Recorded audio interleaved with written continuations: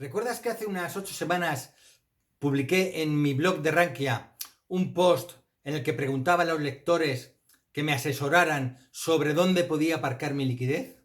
Bien, el problema era que el gestor de mis cuentas en el Banco de Santander me había dicho que este año iban a tener que empezar a cobrarme un 0,5% sobre lo que yo tuviera de saldo en las cuentas corrientes. Me daba unas semanas de plazo para aparcar esa liquidez, pero me decía que era impepinable. Pues bien, el momento ha llegado y me han cobrado el 0,5%, pero solo trimestral, respecto al saldo de esas cuentas. Me llamo Héctor Arderius, pero todo el mundo en el negocio de las subastas me llama Tristán el Subastero, y te lo cuento a continuación.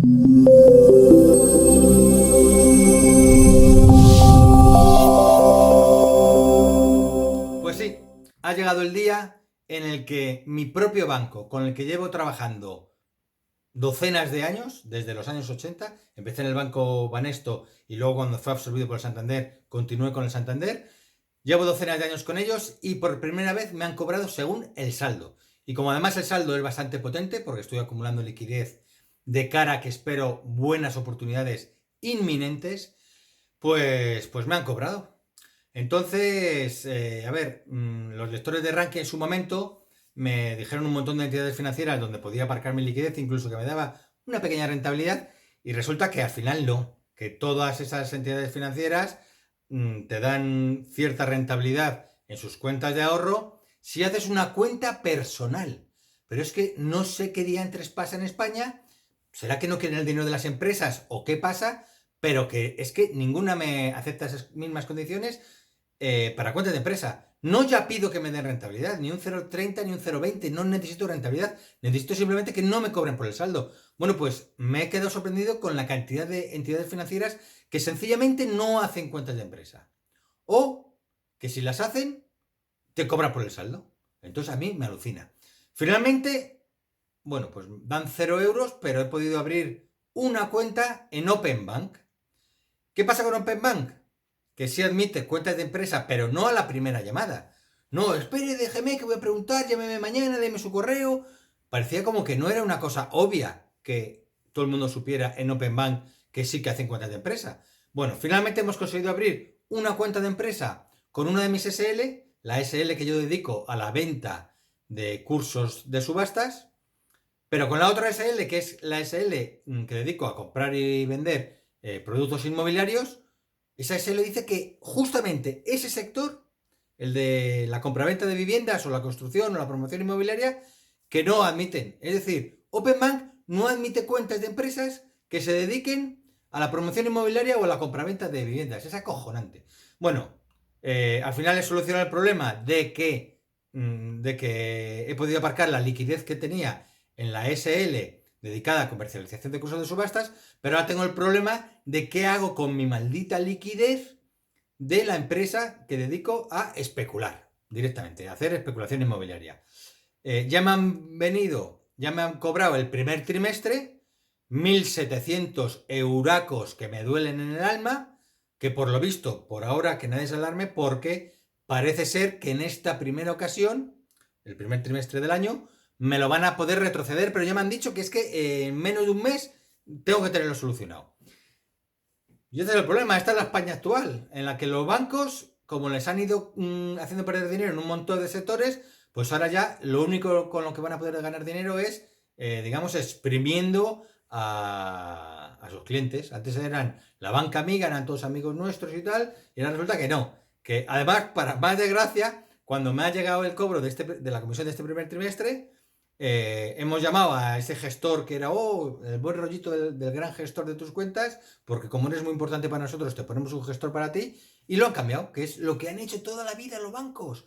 Cuando el poder lo tenían las sucursales, el jefe de la sucursal, el director de la sucursal, a ese lo cambiaban cada 15 meses para que sus promesas quedaran en agua de borrajas. Y ya llegaba el nuevo y decía, ay, yo no sé lo que te había prometido el anterior, pero yo no te lo puedo mantener. Ahora resulta que ya no tienen poder las sucursales, el poder lo tienen en las oficinas, y entonces te llama un gestor. Pero ese tampoco, también lo cambian cada X meses, de manera que ahora al nuevo le dices, oye, pero me prometió que me retrocederías. No lo sé, lo voy a intentar, no sé qué. Total, que tenemos este problema.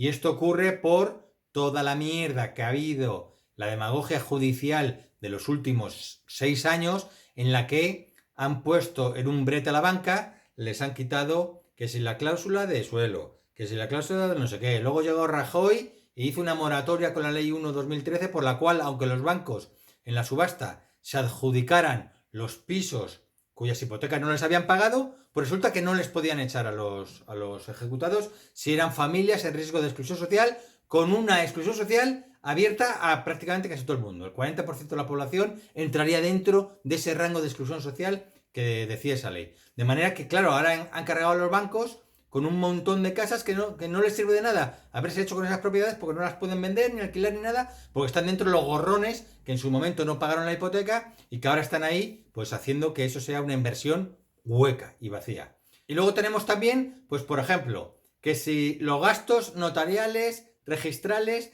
de la escritura de hipoteca. Todo el mundo, ¡oh, qué alegría! Hemos conseguido vencer a la banca porque ahora se van a tener que hacer cargo de esos gastos. Pues no, a ver te crees que ellos lo van a pagar, a ver te crees que los accionistas, que va a ir botín y este año va a sacar de su cuenta de ahorro, va a sacar dinero para poder hacer frente a esos gastos. Eso se lo cargan siempre los clientes. Toda la demagogia populista que se haga contra la banca, toda esa demagogia, al final la pagamos los que tenemos cuentas corrientes, los que tenemos ahorros, la gente, los ciudadanos que madrugamos, trabajamos y metemos nuestro dinero en los bancos. Los que no lo pagan son los gorrones de siempre que viven de alquileres sociales, que viven de no pagar un puto duro a nadie, que son unos morosos empedernidos. Esos van a hacer populismo, pero luego al final no van a pagar las consecuencias. Las consecuencias las pagamos nosotros. Yo recuerdo cuando en los años 90 hubo también mucho populismo porque se consiguió vencer a las telefónicas porque cobraban, además del establecimiento de llamada, luego por minuto de llamada. Cobraban X. Entonces, pues qué alegría. Les hemos vencido y ahora van a tener que cobrar por segundo. Pero alguien se creía que es que cobrando por segundo iban a ganar menos dinero. No, cobran un poco más para al final que el saldo al final de mes o al final de año sea lo mismo. Es decir, al final se deja de pagar por un lado y se empieza a pagar por otro. Dejan de pagar unos y empezamos a pagar otros. Y todo esto es que se está intentando estrangular a los bancos porque son como los malos, pero a ver si se cree que los bancos van a hacerse la harakiri y a desaparecer o a seguir trabajando por amor al arte y sin ganar dinero. Pues no, ahora, como ya no les dejamos ganar dinero con las hipotecas, ni con sus pisos que no pueden ni vender, ni alquilar, ni nada, pues ahora ganan dinero estrangulando a sus impositores. Y luego resulta también que efectivamente yo sí les creo. Yo sí les creo al gestor de banco cuando me dice que esto es una imposición que viene de Europa. No es que les obliguen a cobrarnos. Pero la política europea es que el Banco Europeo empieza a cobrarles a ellos por el dinero que les sobra. Es decir, cuando el dinero que nosotros depositamos en el banco, como el banco no sabe qué hacer con él y no se atreve a utilizarlo por si mañana pedimos que nos den todo el saldo, entonces lo que hacía antes es dejarlo en el Banco Central Europeo. Y luego allí sí se prestaba entre bancos, que entre bancos sí se fían unos de otros. ¿Qué ocurre? Que el Banco Central Europeo, para que el dinero vuelva a la economía productiva, lo que hace es cobrarles, sabiendo que a todos los bancos no les va a quedar más remedio que cobrarnos a nosotros. Y nosotros, con tal de que no nos cobre, vamos a invertir ese dinero en la economía productiva o, que es el plan de los bancos, lo vamos a meter en sus fondos de inversión, en sus inversiones a plazo fijo, etcétera, etcétera.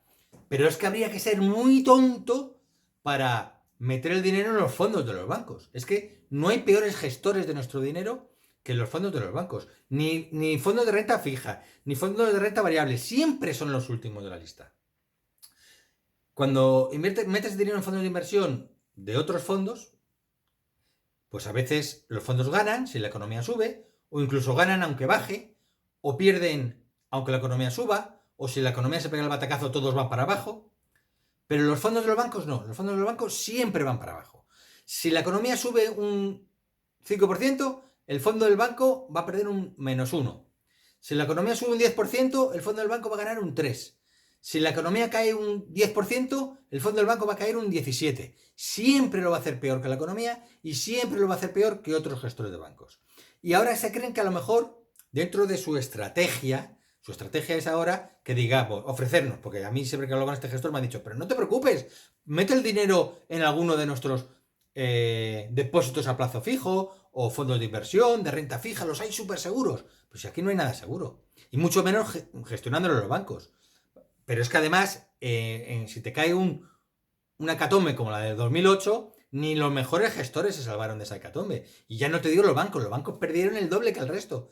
Entonces, vamos, no hay que ser tan locos. Yo lo que quiero es preguntarle a los lectores de mis blogs, los que me ven en YouTube, los que me siguen en Facebook, a ver si entre todos podéis hacer un brainstorming y me contáis no cómo invertir en oro, no cómo invertir en fondos de multidivisa, o cómo invertir en fondos de inversión, o cómo comprar acciones de Telefónica. No, no me interesa más que saber dónde puedo aparcar mi liquidez, sabiendo que es liquidez de sociedad limitada, es decir, que no es una persona física. Una persona física ya sé que hay muchas entidades financieras que me dan cuentas de ahorro con muy poco interés, pero que me da igual, donde puedo aparcar mi liquidez a coste cero.